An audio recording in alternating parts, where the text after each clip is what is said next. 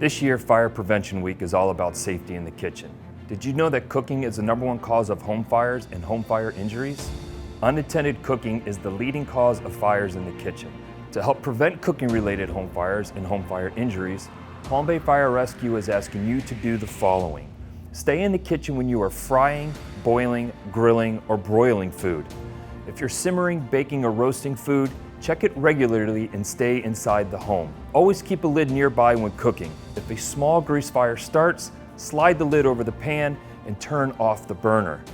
Leave the pan covered until it is cool. Keep anything that can catch fire away from your stovetop.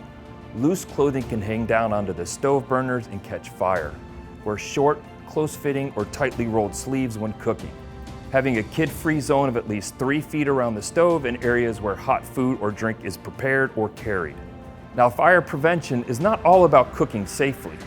Next, we want to talk about the importance of smoke alarms. Smoke alarms detect and alert people of a fire in the early stages and can mean the difference between life and death in a fire. Working smoke alarms cut the risk of dying in a home fire in half. They should be installed in every sleeping room, outside each separate sleeping area, and on every level of your home. It is important to be sure to test the smoke alarms at least once a month using the test button and change the batteries as needed.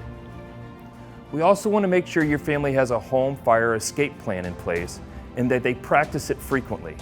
Home fire escape planning should include the following: drawing a map of each level of your home showing all doors and windows, going to each room and pointing out the 2 ways out.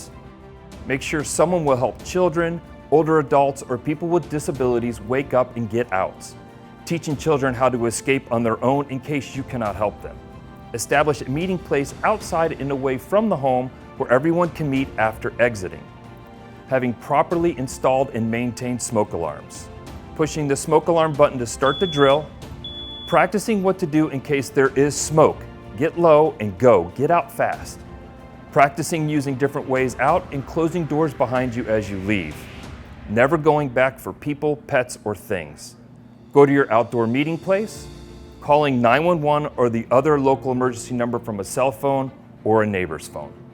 While this year's Fire Prevention Week topic is safety in the kitchen, it is important to remember all the things we talked about in this video to make sure you and your family are as prepared and safe as possible.